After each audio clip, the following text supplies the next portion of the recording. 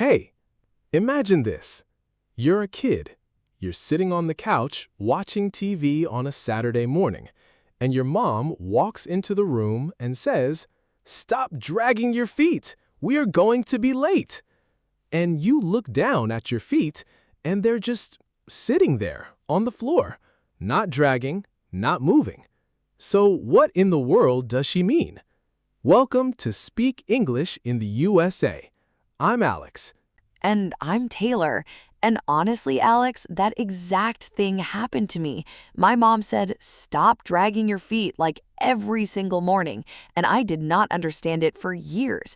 I kept looking at the floor. Haha, that is exactly why we're here today. We are talking about real, everyday English phrases, the ones you hear at home, in the kitchen, in the laundry room, the phrases that American families actually use every single day.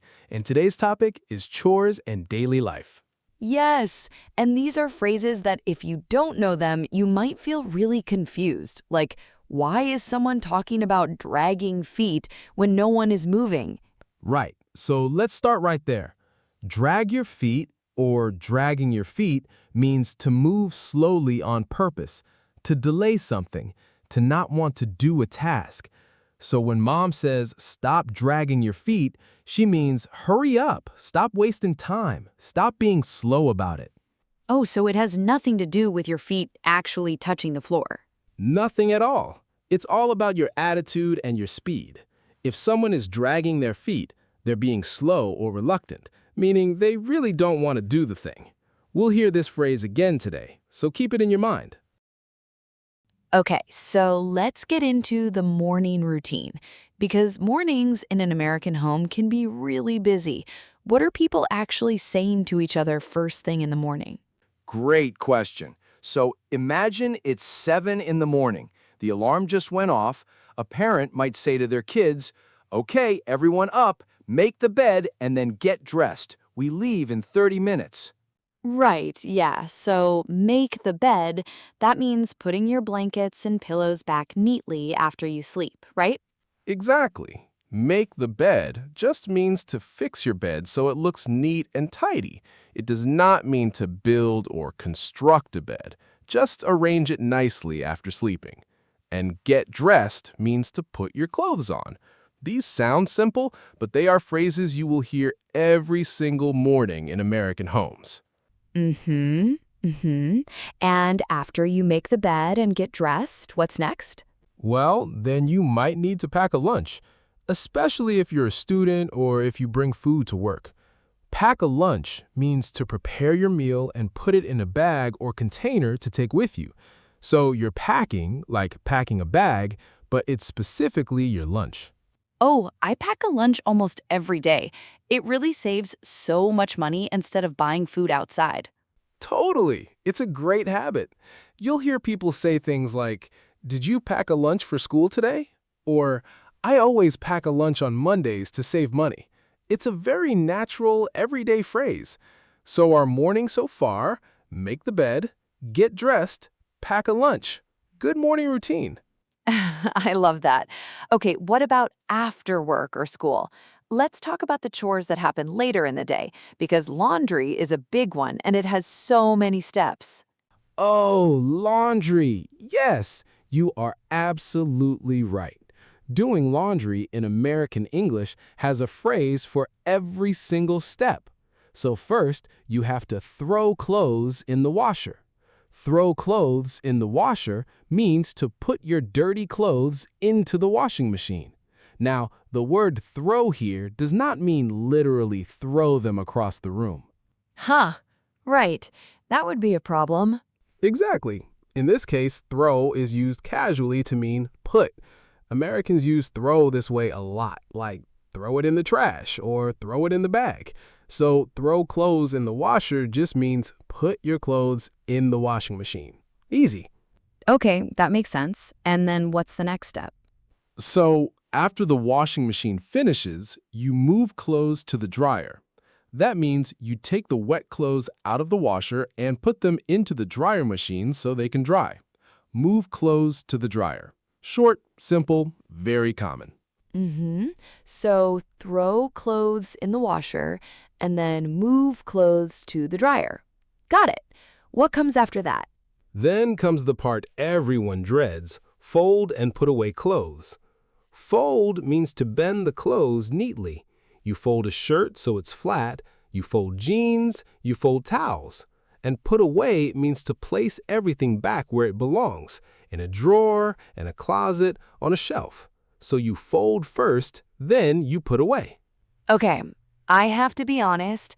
Folding and putting away is my least favorite chore. Washer, no problem. Dryer, fine. But folding, I always drag my feet on that. The clothes just sit in the basket for days. Ha! And there it is again. Drag your feet. You're delaying it. You don't want to do it. And Taylor, I think you just described the experience of millions of people. That basket of clean clothes sitting unfolded for days, that is a universal experience. Totally. Okay, what about tidying up? I hear that phrase a lot too. Yes, tidy up means to quickly clean and organize a space, putting things back where they belong and making things look neat. It's not a deep scrub everything clean. You might hear, "Can you tidy up your room before dinner?" Or, "Let me tidy up before guests arrive." Right, it's like a lighter version of cleaning, not mopping the floors or scrubbing the bathroom, just making the space look better quickly. Exactly right.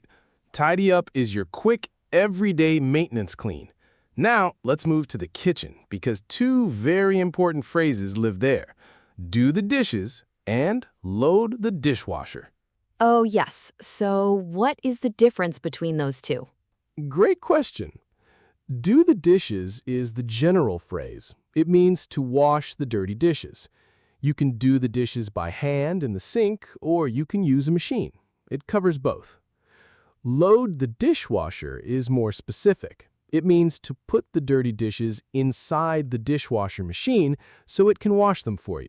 So loading comes before the machine runs. So you'd say, it's your turn to do the dishes tonight, or can you load the dishwasher before you go to bed? Perfect examples. Both phrases are used constantly in American homes. Every single day, someone is always asking someone else to do the dishes or load the dishwasher. Okay, I want to bring up something that is very real in a lot of households, and maybe in some workplaces too. What do you say when some people do all the work and other people just don't? Like the chores are not being shared fairly. Oh, that is such a real situation. And there are two great phrases for exactly this. The first one is pitch in. To pitch in means to contribute, to help with a shared task. Everyone pitches in to get the job done together. It's a teamwork word.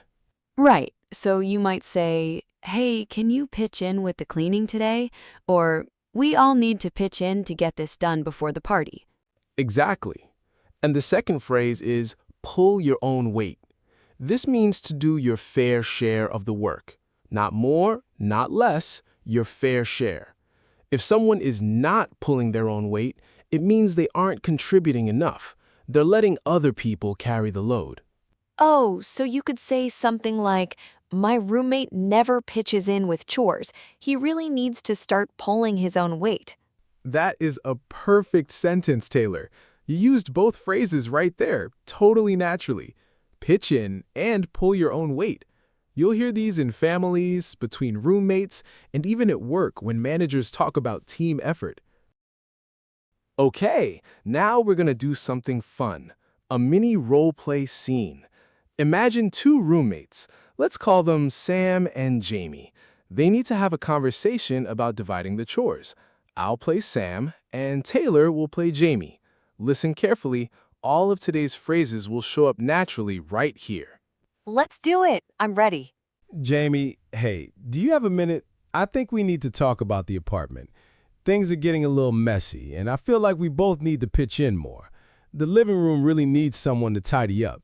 Yeah, you're right. I've been really busy with work this week, but okay, I hear you. What do you need me to do? Well, can you start by tidying up the living room this evening? And also, your clothes have been on the bathroom floor for 3 days. Can you throw those clothes in the washer tonight? Okay, fair enough. I'll tidy up and throw the clothes in the washer. What about the kitchen, though? I did the dishes last time. That's true. I'll do the dishes tonight and load the dishwasher, and tomorrow morning I'll get dressed early and move your clothes to the dryer before I leave for work. Oh, that's really nice. Thank you. And when they're dry, I promise I will fold and put away the clothes. I won't drag my feet this time. I'll do it right away. I'll believe it when I see it. But seriously, I think if we both pull our own weight around here, the apartment will feel so much better. Deal?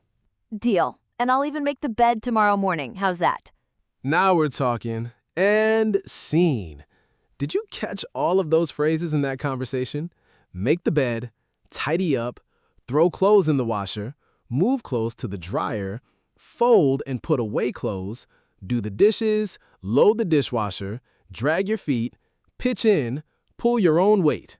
Every single one appeared naturally right there. That is real American English conversation. It really does. Okay, let's do a quick recap of everything we learned today. Are you ready? Ready. We started with drag your feet, to delay or be slow. Morning routine, make the bed, get dressed, pack a lunch. Laundry, throw clothes in the washer, move to the dryer, and fold and put away. Home, tidy up. Kitchen, do the dishes and load the dishwasher. And for teamwork, pitch in and pull your own weight.